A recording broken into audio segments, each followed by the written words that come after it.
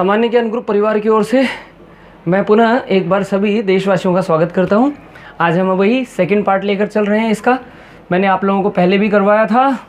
प्रकाश के बारे में बात चल रही थी, प्रकाशिक यंत्रों के बारे में बात चल रही थी। प्रकाशिक यंत्रों में मैंने एक चीज़ आपको लिखवाई थी हैं कि मतलब लेंस और दर्पण में जो मूल भेद है वो लिखवाया था। चलो अब उसको ना बोलकर या उसको इस तरह से ना लेके मैं अब दोबारा से वहीं से स्टार्ट करता हूँ।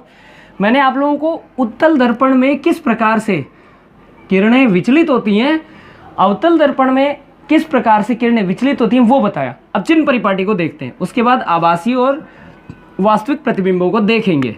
सुनना ध्यान से। यहाँ तक तो क्लियर हो गया था आप लोगों को कि जब कोई किरण इसमें जाती है तो ये इस तरफ चली जाती है, इस तरह से, तो फोकस बनता है हमारा राइट साइड में। जबकि इस वाले में क्या होता है, और मैंने आपको फोकस की परिभाषा बताई थी, है ना। इस वाले में क्या बनता है, इस वाले में ये तो प्रकाश केंद्र हो गया। इस वाले में क्या होता है, जब प्रकाश की किरण इस तरह से प्रवाहित होती है, यहाँ जाती है, इस तरह से जाती है, तो ये ऊपर चली जाती है, तो हमें लगता है कि ये किरण पीछे से कहीं से आ रही है। खैर, जहाँ से भी आती हुई महसूस होती है, ये उस स्थान पे इसका आभासी फोकस बनता है। यानी कि जो हमारा ये जो अवतल लेंस है, इसका फोकस आभासी होता है, क्योंकि सिर्फ आभास हो रहा है कि किरण यहाँ से आ रही है। फोकस वो बिंदु होता है ना जहाँ से या तो किरण आती हुई प्रतीत होती है, या आती है, या फिर वहाँ पे जाती है, उस जगह से गुजरती है। ऐसा बिंदु जहाँ किरणें मतलब गुजरती रहती हैं, मतलब कि समांतर आने वाली किरणें गुजरती हैं या आने वाली किरणें समांतर हो जाती हैं। कुल मिला के ये था, ठीक है, लॉजिकली। तो इसका तो वास्तविक फोकस होता है, जबकि इसका आभासी फोकस होता है। ये तो फोकस के बारे में बात थी, ठीक है। ऐसे भी पूछ सकते हैं कि निम्नलिखित में से कौन से लेंस का फोकस आभासी होता है। जवाब है अवतल लेंस, क्योंकि उत्तल लेंस का तो वास्तविक फोकस होता है, ठीक है। तो यहाँ तो था फोकस, इसी की बात मैंने कल एंड की थी। अब इसके बाद की बात करते हैं। आप लोग ध्यान से देखिए, जितनी दूरी फोकस की प्रकाश केंद्र से होती है, इसको हम फोकल लेंथ f बोल देते हैं, और इतनी ही दूरी होती है वक्रता केंद्र की, अर्थात जो 2f होता है, ये 2f की जो दूरी, यानी वक्रता केंद्र की दूरी का आधा जो होता है वो फोकस होता है। ये बात सदैव ध्यान रखना सभी लोग, ओके। ये हमेशा ध्यान रखने वाली चीज़ है। वस्तु कहाँ स्थित हो सकती है, वस्तु के बारे में भी बात करेंगे कि वस्तु कहाँ स्थित होती है। वस्तु कहाँ स्थित हो सकती है। देखो, वस्तु हो सकती है अनंत पर। मैं आपको सिचुएशन बता रहा हूँ कहाँ वस्तु स्थित हो सकती है। अनंत पे हो सकती है, वस्तु 2f के परे हो सकती है, बियॉन्ड 2f, यानी beyond curvature, centre of curvature, ठीक है। वस्तु 2f पे हो सकती है, एट सेंटर ऑफ कर्वेचर, ठीक है ना। ये 3 सिचुएशन हो गई।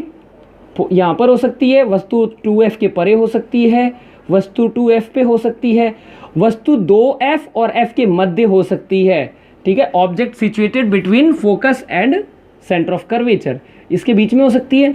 और वस्तु कहाँ हो सकती है, वस्तु फोकस पे भी हो सकती है, at focus, object situated at focus. उसके बाद स्टूडेंट्स ध्यान रखना, वस्तु प्रकाश केंद्र और फोकस के मध्य भी हो सकती है।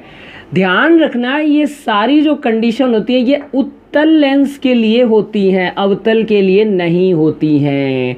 ये ध्यान रखना, अवतल के लिए वस्तु कहीं भी हो, उसका 2 ही प्रतिबिंब प्राप्त होते हैं। एक प्रतिबिंब जब वस्तु फोकस पर रखी होती है या अनंत पर रखी होती है, दूसरा जब और कहीं रखी होती है। सिंपल सी बात है इस तरह से। लेकिन इस वाला ये जो लेंस है ना, ये उत्तल लेंस, इसमें ये सिचुएशंस पॉसिबल हैं भाई।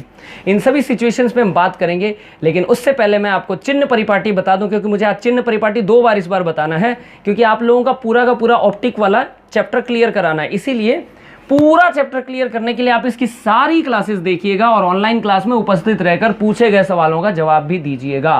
आपका एक जवाब आपको कॉन्फिडेंस से भर देता है, ठीक है। ये बात सदैव ध्यान रखना, और हमें भी खुशी देता है। और आपका एक शेयर, एक लाइक हमें बहुत ऊंचाई तक लेके जाता है, हमें मोरल सपोर्ट देता है अंदर से। जैसे आप लोगों का एग्जाम में अगर 2-4 नंबर एक्स्ट्रा आ जाते हैं तो किस तरह से मन मतलब प्रफुल्लित हो जाता है कि हाँ भाई अगला एग्जाम हम निकाल लेंगे, मतलब एक आशा रहती है। उसी तरह हमें भी आशा रहती है कि इतनी मेहनत कर रहे हैं तो कम से कम देश के कोने कोने तक, हर एक बच्चे तक ये वीडियो पहुँचे, ताकि इन चीज़ों को वो डीपली समझ पाए, क्योंकि जब आप डीपली समझ पाएंगे तो उसके बाद आपको लर्न भी बहुत बढ़िया से हो जाएगा, याद भी बढ़िया से हो जाएगा।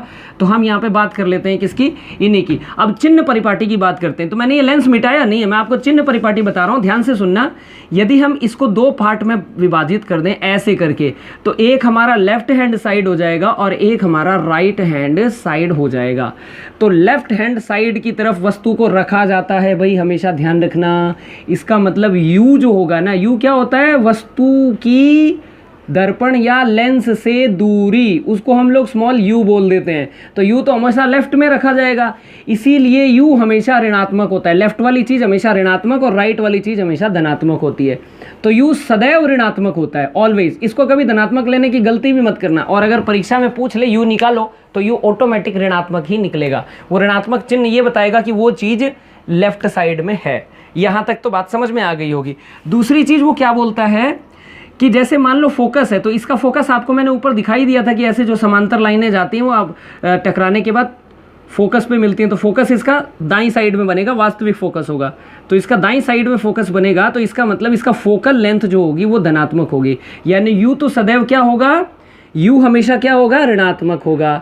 लेकिन एफ हमेशा क्या होगा, उत्तल हो, चाहे लेंस हो चाहे दर्पण हो, उसके लिए फोकस हमेशा ऑलवेज धनात्मक होगा, क्योंकि ये राइट साइड में बनता है। ये ध्यान रखना, राइट साइड में फोकस बनता है, जबकि अवतल लेंस का फोकस लेफ्ट साइड में बनता है, बताया हुआ है। तो अवतल लेंस, ये तो उत्तल के लिए था, उत्तल यानी कन्वेक्स। कन्वेक्स लेंस के लिए उसका फोकल लेंथ जो होगा वो पॉजिटिव होगा। But in the case of concave lens, concave lens में क्या होगा, फोकस जो होता है वो ऋणात्मक होता है। आपको बता दिया था माइनस होता है। कनकेव, कॉनकेव अर्थात अवतल लेंस, अवतल लेंस, अवतल लेंस में ये। अच्छा, अवतल चाहे लेंस हो चाहे दर्पण हो, कुछ भी हो जाए, इसका फोकस ऋणात्मक ही होता है, लेफ्ट ही साइड बनता है। मैं आपको चारों का एक डिफरेंस और बता दूंगा, पहले चिन्ह परिपाटी देख लेते हैं। तो ये तो था लेफ्ट की और राइट की चीजें। यदि वस्तु लेफ्ट में स्थित होती है तब तो वो तो हमेशा ही रहेगी माइनस, लेकिन उसका प्रतिबिंब भी यदि लेफ्ट में बन जाए तो v क्या होती है, ऋणात्मक हो जाती है। लेकिन अगर प्रतिबिंब राइट में बन जाए तो v क्या हो जाता है, धनात्मक हो जाता है। ये तो प्रतिबिंब बनाने पे निर्भर करेगा। जब मैं आपको प्रतिबिंब बताऊंगा तो ध्यान से बता दूंगा, आप लोग समझते रहना। चिन्ह परिपाटी फिर भी लेकर चलेंगे हम लोग। इतनी सी तो बात है, इतनी सी कहानी है। अब देखो, अब हम बात करते हैं वस्तु के साइज की। साइज, अब कोई भी, जैसे मैं खड़ा हूं तो मैं सीधा खड़ा हूं ना, आप भी खड़े होगे तो सीधे खड़े होगे, तो कोई वस्तु खड़ी होगी तो सीधी खड़ी होगी ना। तो इसका मतलब जो सीधाई में ऊपर से नीचे या नीचे से ऊपर कोई वस्तु देखी जाती है या ली जाती है, वो उस वस्तु की ऊंचाई हो जाती है, उसको h बोल देते हैं हम। यदि वस्तु सीधे है तो मैटर नहीं करता, वस्तु चाहे लेफ्ट में हो जाए, चाहे राइट में हो जाए, चाहे कहीं भी हो जाए, अगर वस्तु ऊपर की तरफ है, सीधी है, तो फिर जो चीज ऊपर की तरफ होगी वो हमेशा धनात्मक रहेगी। यानी वस्तु का जो साइज होता है h, वस्तु का जो h होता है वो हमेशा धनात्मक होता है, क्योंकि वस्तु तो सदैव सीधी होगी। ये अलग बात है कि उसका प्रतिबिंब सीधा भी बन सकता है, उल्टा भी बन सकता है। और मैंने आपको बहुत पहले ही एक क्लास में बताया था कि जब किसी वस्तु का सीधा प्रतिबिंब बनता है तो वो प्रतिबिंब सदैव आभासी यानी कि झूठा प्रतिबिंब होता है, जबकि जो उल्टा प्रतिबिंब बनता है वो सदैव ऋणात्मक प्रतिबिंब होता है, क्योंकि वो नीचे बन रहा है ना और वास्तविक होता है, उसको पर्दे पर प्राप्त किया जा सकता है। तो यदि एच डैश यानी कि प्रतिबिंब का जो साइज है, अगर ये तो धनात्मक हुआ तो हम यही मान के चलेंगे कि भाई प्रतिबिंब क्या है, प्रतिबिंब आभासी है। ठीक है, द इमेज इज वर्चुअल। प्रतिबिंब क्या है, ये आभासी है, आभासी। ओके, लेकिन अगर h धनात्मक हो, h डैश ऋणात्मक प्राप्त हो जाए, अगर h डैश माइनस का प्राप्त हो जाए, तब हम बोलेंगे कि प्रतिबिंब कैसा है, प्रतिबिंब ये कैसा है, देखना जरा ध्यान से, वास्तविक है। द इमेज इज रियल, ये रियल हो जाएगा। ओके, एक मैंने आपको बात भी बताई थी कि उल्टी चीज़ जो होती है, जिसको आप बोलते कहते हो ना बड़ा उल्टा आदमी है, वो आपको हमेशा पढ़ने के लिए बोलता है ना, डांटता है। आपका टीचर आपको हमेशा डांटता है, मैं आपको हमेशा डांटता हूँ कि भाई पढ़ो पढ़ो पढ़ो। इसका मतलब आप गुस्सा करते हो कि नहीं यार ये तो बहुत उल्टा आदमी है, उल्टा ही बोलता है, मतलब हमें डांटता रहता है। तो मैं आपके अच्छे के लिए ट्राई कर रहा हूँ ना, तो इसका मतलब क्या हुआ कि मैं एकदम रियल टीचर की तरफ व्यवहार कर रहा हूँ। लेकिन एक होता है बहुत सीधा आदमी होता है, आप कुछ गलत भी करके दिखा दो कि हाँ बेटा एकदम सही है, तो कहोगे बड़े सीधे सर हैं। तो जो सीधी चीज़ होती है वो आपके लिए नुकसानदायक होती है। तो हमेशा याद रखना, सीधा प्रतिबिंब क्या होगा, आभासी होगा, जबकि उल्टा प्रतिबिंब क्या होगा, वास्तविक होगा। आप इसको यूँ देखिए ना, मतलब कि ये जो मैंने बोर्ड है, अगर मान लो यहाँ पर मैं एक कांच का मतलब एक शीशा लगा दूँ, मिरर जिसको अपने दर्पण बोलते हैं, जिसमें अपने डेली अपनी शक्ल देखते हैं, है ना, तो उसके अंदर अगर मैं ये कांच लगा दूँ या एक क्या कहते हैं उसको, अपने मिरर लगा दें, दर्पण, हाँ दर्पण कहते हैं शुद्ध हिंदी में, दर्पण लगा दें, तो आप देखना दर्पण में जितना मेरे आगे का जो भी कुछ है ना, ये सारा पीछे दिखेगा। अगर मैं अपने इस दर्पण से जितना दूर जाऊंगा, मुझे दर्पण में प्रतिबिंब भी उतना दूर जाते हुए दिखाई दे रहा है। तो क्या दीवार में खड्डा करके जा रहा है क्या? ये तो पॉसिबल ही नहीं है ना। इसका मतलब झूठ है, वो सिर्फ हमें आभास हो रहा है कि हाँ ऐसे करके इसका प्रतिबिंब बन रहा है। लेकिन याद रखना, वो वास्तविक प्रतिबिंब नहीं होते हैं। जो सीधे प्रतिबिंब होते हैं वो क्या होते हैं? हमेशा आभासी प्रतिबिंब होते हैं। जबकि जो प्रतिबिंब उल्टे होते हैं वो वास्तविक होते हैं, उन्हें पर्दे पर प्राप्त किया जा सकता है। मतलब अगर मैं इस लेंस को, अगर मान लो यहाँ ट्यूबलाइट जल रही हो, इस तरफ ट्यूबलाइट जल रही हो, और मैं उसके आगे ये लेंस लगा दूं और उसको सही जगह सुप्रीम पोस्ट कर दूं, सही जगह रख दूं, उसकी सिचुएशन सही कर दूं, तो उस ट्यूबलाइट की इमेज मुझे इस बोर्ड पर प्राप्त हो जाएगी। इमेज यहाँ बन जाएगी, जैसे मैं लिख रहा हूँ ना, इस तरह से यहाँ इमेज बन जाएगी, उल्टी इमेज, ट्यूबलाइट एकदम यहाँ बनी हुई दिखेगी। ओके, तो इसका मतलब आप पर्दे पर प्राप्त कर सकते हो जो आभास वास्तविक प्रतिबिंब होता है। और एक और बात बता दूं, हमारे आंख में जो रेटिना होती है उसमें भी सामने वाले का प्रतिबिंब सदैव उल्टा ही प्राप्त होता है। ये अलग बात है कि दिमाग कोई टेक्निक लगाता है मध्य मस्तिष्क और उसको सीधा कर देता है और हमें हर चीज़ सीधी दिखाई देने लगती है, नहीं तो आंख में वस्तु का प्रतिबिंब सदैव उल्टा ही बनता है। क्योंकि उल्टा नहीं बनेगा तो वो तो आभासी हो जाएगा ना, तो वो आभासी हो जाएगा तो उसका जो हमारी जो दृक तंत्रिकाएं हैं वो उसका सेंसेशन ले कैसे पाएंगे? ले ही नहीं पाएंगी। जब तक वास्तविक बनेगा तभी ना फोटो सेंसिटिव सब्सटेंस होते हैं वहाँ पर, वो क्या करते हैं कि उस इमेज की सेंसेशन को ले लेते हैं। तो वो हमारे दिमाग में पहले से उस तरह की हज़ारों इमेज होती है, वो उसके ऊपर सुप्रीम पोज करके और बता देता है कि हाँ ये चीज़ वही है। इस चीज़ को ऐसे भी देखो कि वास्तविक प्रतिबिंब और आभासी प्रतिबिंब में सबसे बड़ा अंतर ये है कि वास्तविक प्रतिबिंब को कभी भी पर्दे पर प्राप्त नहीं किया जा सकता, जबकि वास्तविक प्रतिबिंब को सदैव पर्दे पर प्राप्त किया जा सकता है, लेकिन आभासी प्रतिबिंब को पर्दे पर प्राप्त नहीं किया जा सकता है। आभासी प्रतिबिंब केवल देखा जा सकता है, ये याद रखना। तो जितने भी सूक्ष्मदर्शी वगैरह होते हैं उन सब में वास्तविक प्रतिबिंब बनता है, तभी तो अपने उसको प्राप्त कर पाते हैं। इतना तो समझ गए होंगे आप। ये वास्तविक और आभासी प्रतिबिंब के बारे में था। एक चिन्ह परिपाटी के बारे में मैंने आप लोगों को बताया, एक चीज़ ये बता दी। अच्छा, अब हम बात कर लेते हैं हल्का सा कि इसमें प्रतिबिंब निर्माण किस प्रकार से होता है। आई थिंक ये आइडिया तो लग गया होगा आपको। ये पुनः एक बार चिन्ह परिपाटी बता दूंगा, तो आपको मतलब ज़्यादा स्क्रीनशॉट लेने की भी आवश्यकता नहीं है।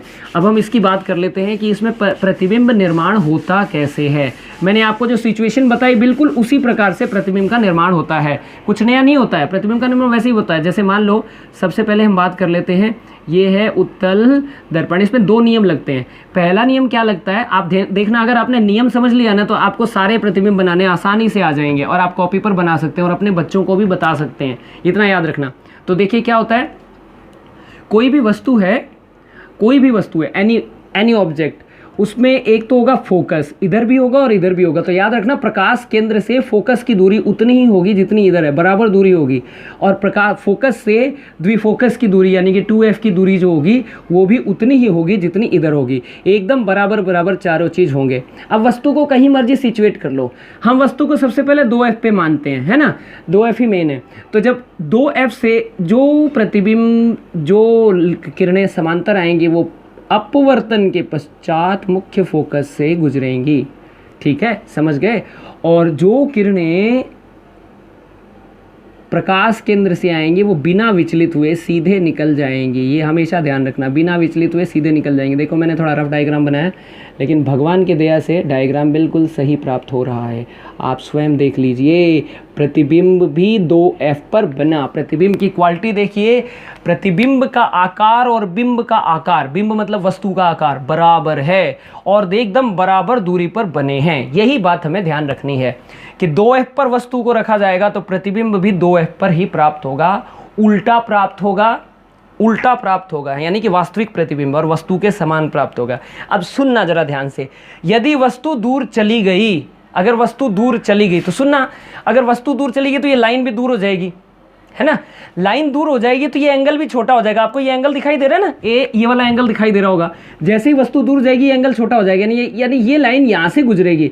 जब ये लाइन यहाँ से गुजरेगी तो ये लाइन भी तो ऊपर हो जाएगी, है ना, समझ रहे हैं। तो जैसे ही ये वस्तु यहाँ खिसकेगी, इसका प्रतिबिंब भी यहाँ खिसक जाएगा। यानी जब वस्तु 2f के परे होती है तो प्रतिबिंब 2f और f के मध्य बन जाता है। ठीक है, मैं इसको भी आपको इमेज के थ्रू दिखाता हूं। ये देखिए, है ना, ये आपको दिखाई दे रहा होगा बढ़िया से। ये ऑब्जेक्ट ऑप्टिकल सेंटर हो गया, ये फोकस हो गया, है ना, ये द्विफोकस हो गया। और अब वस्तु को हमने 2f से परे कर दिया है भाई, ये परे हो गई वस्तु 2f के परे। और इधर भी देखो, ये फोकस के बराबर का मैं अंदाजे से बना देता हूँ, और इधर भी ये फोकस के बराबर का द्विफोकस भी मैंने बना दिया। अब समझना सभी लोग ध्यान से, यहाँ से जो किरण समांतर आएगी, यही नियम लगा रहे हैं, जो किरण समांतर है वो मुख्य फोकस से गुजर रही है, और जो किरण प्रकाश केंद्र से जा रही है बिना विचलित हुए निकल रही है। पूरे के पूरे डायग्राम में मैं ये 2 ही नियम लगाऊंगा, तीसरा नियम नहीं लगाऊंगा, ये गारंटी आप देख लेना। तो जो किरण समांतर जा रही है वो मुख्य फोकस से गुजरेगी। ठीक है, कहाँ से गुजरेगी? मुख्य फोकस। ये लो जी, गुजर गई, ये मुख्य फोकस से गुजर गई। अब जो किरण यहाँ से आ रही है, अब देखना, ये कोण ऑटोमेटिक छोटा हो गया ना, आपको भी साफ साफ दिखाई दे रहा होगा। देखो, ये कोण बड़ा था, जैसी वस्तु दूर हुई कोण छोटा हो गया। कोण छोटा हो गया तो ऑटोमेटिक ये चीज़ कहाँ आके मिलेगी? आप स्वयं देखें, स्वयं देखें कहाँ आके मिल रही है। ये वस्तु 2f f और 2f के मध्य बन रहा है। ये 2f हो गया और ये f हो गया। ठीक है, दोनों के मध्य बन रहा है प्रतिबिंब। आप स्वयं देखें, मैं इसको थोड़ा सा गाढ़ा कर देता हूँ। ये देखिए, ये प्रकाश केंद्र से गुजर रहा है भाई, ये जब प्रकाश केंद्र से गुजर रहा है तो ये देखो, यहाँ पे वस्तु का प्रतिबिंब प्राप्त हो गया। अभी भी वस्तु का प्रतिबिंब उल्टा है, यानी अभी भी वास्तविक प्रतिबिंब है।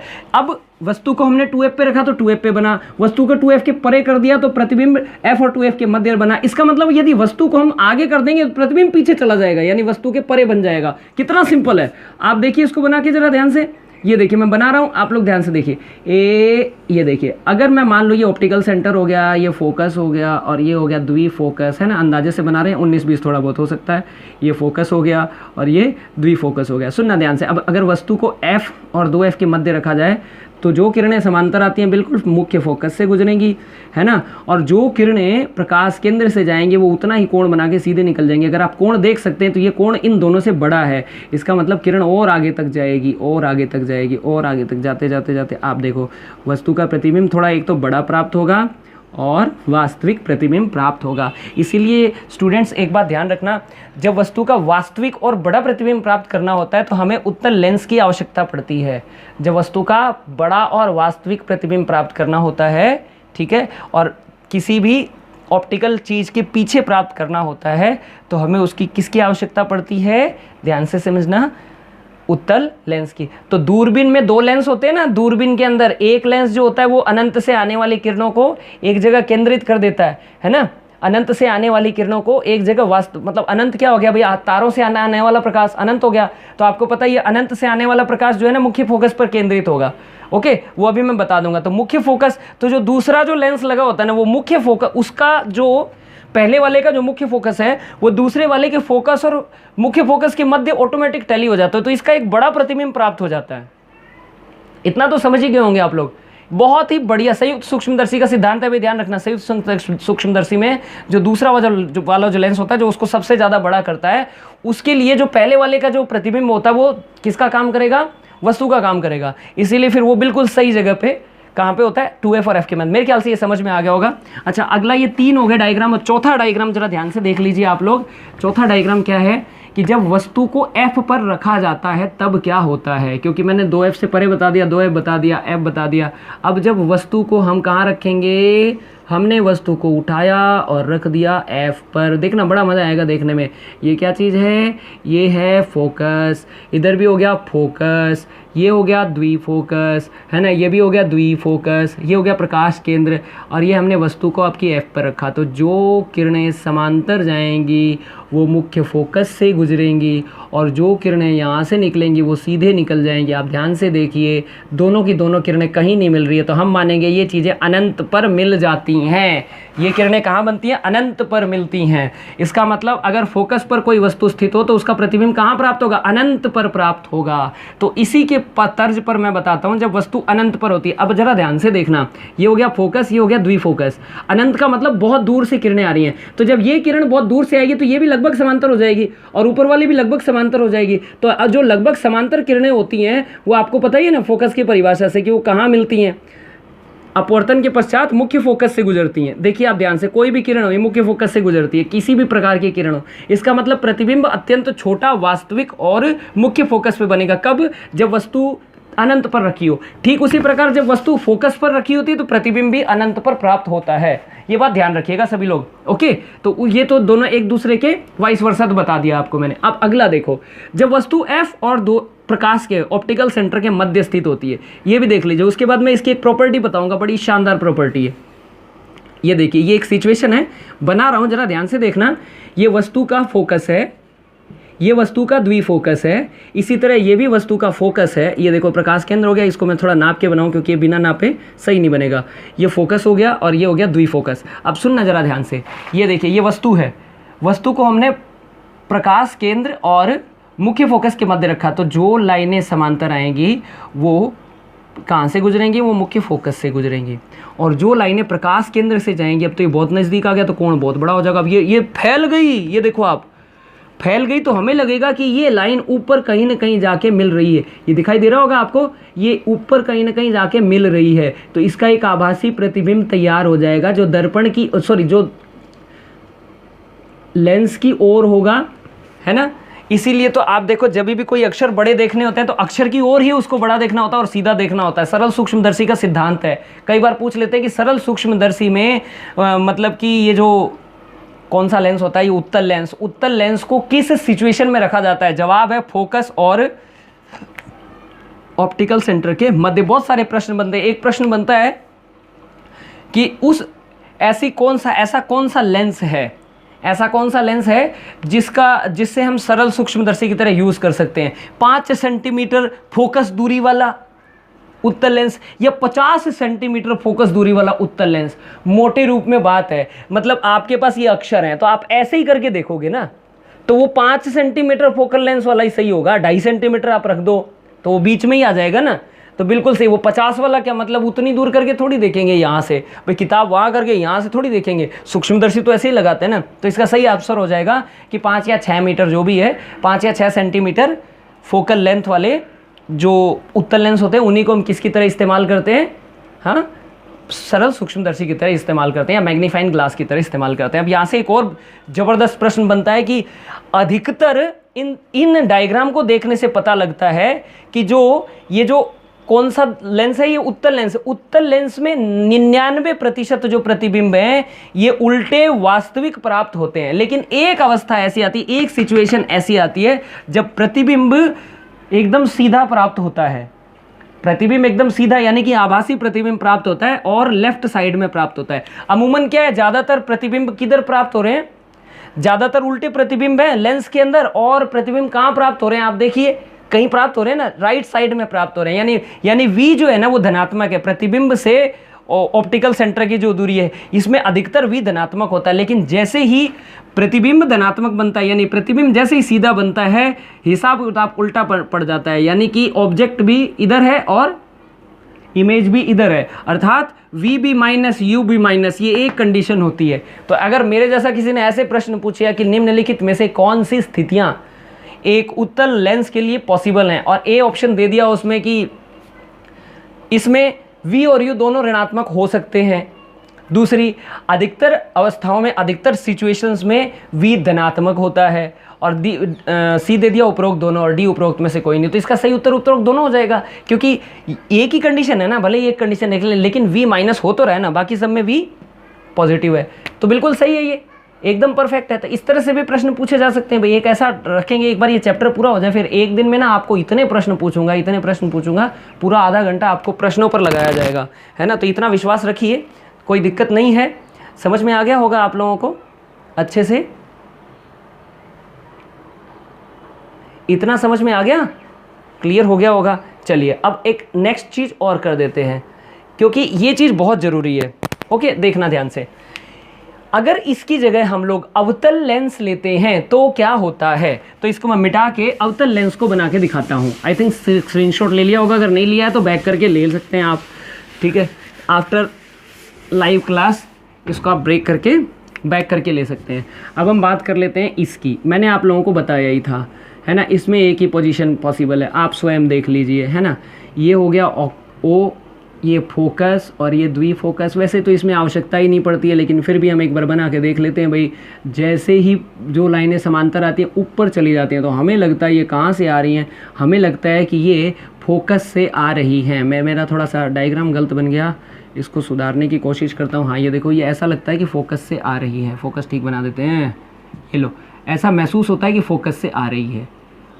ओके, इट सीम्स दैट ये फोकस से आ रही है, ऐसा लगता है। लेकिन एक्चुअल में क्या है, किरण तो यहाँ से यहाँ चलेगी, लेकिन अगर इस किरण को देखें तो हमें लगता है ये किरण यहाँ से आ रही है।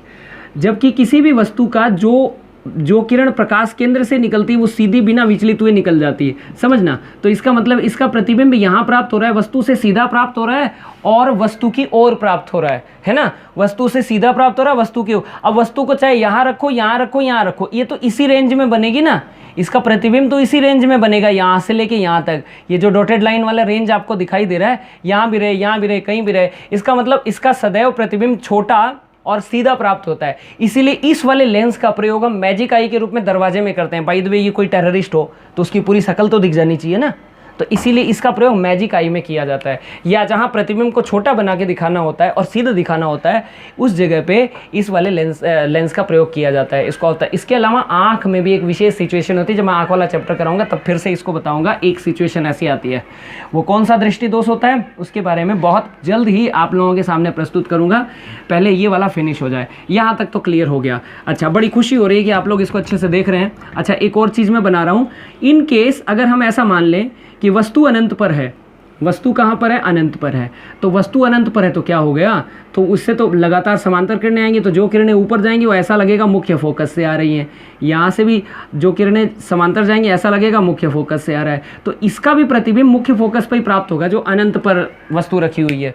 लेकिन ये प्रतिबिंब आभासी होगा, ये हमेशा ध्यान रखना। इसी तरह से यहाँ तक तो समझ में आ गया। ये दो सिचुएशन इसमें बनती हैं। इसमें से कोई प्रश्न वैसे बनता नहीं है। एक वो मैजिक आई वाला बनता था, ये मैंने बता दिया है। अब इसके बाद वाला जो हमारा टॉपिक रहेगा वो रहेगा दर्पण। तो दर्पण को जब मैं बताऊंगा तब दोनों की तुलना करते हुए भी आप लोगों को बताऊंगा, तो कहीं मत जाइएगा। आज की क्लास हम यहीं तक रखते हैं। धन्यवाद आप लोगों का, बहुत बहुत धन्यवाद। जय हिंद, जय भारत।